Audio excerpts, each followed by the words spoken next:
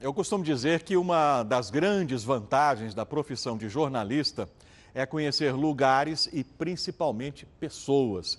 E neste fim de ano eu tive o privilégio de encontrar o advogado Paulo Roberto Mendes. Ele ficou cego aos 28 anos, passou por uns perrengues, mas hoje é um belíssimo exemplo de vida. Veja a história dele.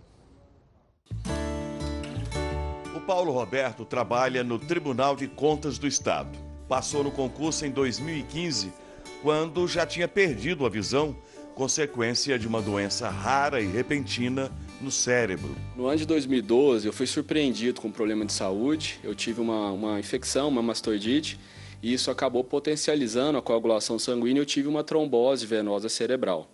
Então foi uma situação nova, inesperada, foi um caso raro da medicina. Os médicos tiveram dificuldade de diagnosticar esse problema. E essa trombose, como consequência, ela gera uma pressão intracraniana. E essa pressão no crânio elevada, ela acaba extravasando para o fundo dos olhos e causa uma lesão nos nervos ópticos. Então foi o que aconteceu comigo. O hoje auditor passou por um longo período de agonia quando concluiu que não enxergaria mais. Foi um momento difícil, foi um momento que eu passei por uma depressão bem profunda, porque eu não estava preparado para essa vida, eu não conhecia a deficiência visual. Infelizmente, eu nunca tinha tido a oportunidade de conhecer essa realidade com outras pessoas. A chave virou quando descobriu uma escola para cegos aqui mesmo, em Goiânia. Eu tinha ouvido falar dessa escola de deficientes visuais e acabei me interessando. Eu falei, olha, eu preciso ver como é que é essa realidade. Eu não posso mais viver dessa forma. Eu me senti inválido, porque eu não podia exercer minha profissão, estava com a carteira da OAB na mão, recém-formado, cheio de sonhos, de planos, e eu via que eu não conseguiria realizá-los se eu não tomasse uma atitude, se eu não buscasse uma adaptação. Então eu fui para essa escola, na época denominada Sebrave, e consegui identificar essa realidade com outras pessoas que tinham também a deficiência visual. Com o ânimo de volta, ele retomou a carreira jurídica. Tinha acabado de se formar em Direito e ser aprovado no exame da Ordem dos Advogados. Depois que eu conheci essa escola, eu tive uma adaptação rápida. E aí, assim que eu comecei a manusear melhor essas tecnologias, eu vi que eu podia tentar estudar e fazer um concurso, fazer uma prova de concurso. E eu me recordo que em 2014 saíram editais de alguns concursos públicos e eu fiz a inscrição para o Tribunal de Justiça do Estado de Goiás, para o cargo de analista, e também fiz para o Tribunal de Contas do Estado, para o cargo que eu estou hoje, auditor de controle externo. E fui agraciado com a aprovação nos dois concursos. No tribunal, o auditor utiliza uma porção de recursos tecnológicos para trabalhar e se comunicar. Até o relógio fala com ele.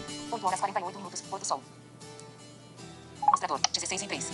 O celular e o computador traduzem para a linguagem falada o texto escrito dos processos e das leis. No país, a inviolabilidade do direito à vida, à liberdade, à igualdade, à segurança e à propriedade, nos termos seguintes 2 pontos. E nem só de trabalho vive o nosso personagem. O Paulo vai aonde quiser e se diverte, sempre com a bengalinha dobrável. Só lamenta que a cidade não seja tão amigável com o deficiente visual.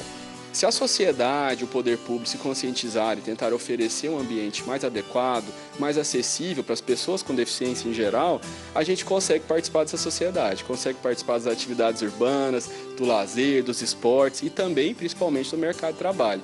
O Paulo anda com tranquilidade por qualquer lugar da cidade, principalmente aqui, que é o local de trabalho dele. Mas depois da deficiência ele inventou de correr, descobriu a corrida. É verdade. Aprendi a correr. Então, com o auxílio de um guia, a gente consegue desenvolver a corrida. A gente coloca um elástico, cada um segura numa mão e você desenvolve a corrida naturalmente com essa guia. À medida que você vai se deslocando, a pessoa vai conduzindo e mudando a sua orientação, a sua rota ali durante a corrida.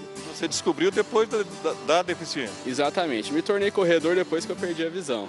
Então, foi realmente uma descoberta muito interessante. É incrível correr, uma sensação muito boa, libertadora, muito agradável e faz bem para a saúde também. Na história do Paulo ainda cabe um capítulo comovente. Débora, a irmã, estava no começo do curso de medicina quando ele ficou doente. E ao acompanhar o sofrimento dele, bateu a especialidade que ela escolheria. Sim, oftalmologia. Foi quando estava no meu segundo segundo ano de graduação de medicina, e até então nem imaginava trilhar o caminho da oftalmologia, foi quando meu irmão teve um problema de saúde e, por consequência, veio a perda visual. E naquele momento eu estive do outro lado, na posição de familiar, e pude conviver com ele, com todas as incertezas, com toda a dor da perda visual, o luto e até o processo de reabilitação. Estar ali com ele e com outros deficientes visuais, eu pude ver e enxergar a vida de uma nova forma. E eu vi que a vida para aquelas pessoas também não tinha acabado. Eles só viam ela de uma nova perspectiva. E foi então que eu resolvi trilhar esse caminho da oftalmologia não só como uma profissão, mas como uma missão, que eu poderia ter um olhar mais atento, um olhar mais acolhedor para pacientes assim como meu irmão. A conexão de uma irmã é muito forte. Então, assim, na época que eu adoeci, que eu estava passando por todas essas aflições, minha irmã estava cursando medicina e ela acompanhou de perto todos esses momentos. Então, as internações médicas, a perda visual, e ela na faculdade de medicina, sem poder oferecer muitos recursos, porque ela ainda não tinha todo o conhecimento da medicina, mas ficou muito angustiada, tentando oferecer alguma coisa para me ajudar, mas não podia. E aí aquilo ali despertou nela esse interesse pela área da oftalmologia. E ainda faltava um grande finale nessa história. No inseparável computador, o Paulo encontrou a cara metade. Eu lembro que eu conheci minha esposa no aplicativo pela internet. Eu conheci ela, a gente com o celular já conseguia acessar algumas informações, conseguia ler o relato e conseguia me comunicar pelas redes sociais. E aí nós nos aproximamos, conversamos bastante, sentimos essa identificação. Eu contei para ela da minha deficiência visual, ela não viu problema nisso, mas eu acredito que ela não dimensionou a limitação visual que eu tinha. Eu confesso a você, ela me disse depois.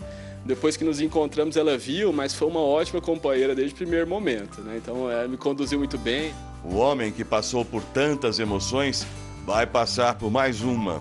Agora, em janeiro, chega o Benício. Paulo vai ser papai. Estou esperando meu primeiro filho, é um momento de grande emoção, muito especial.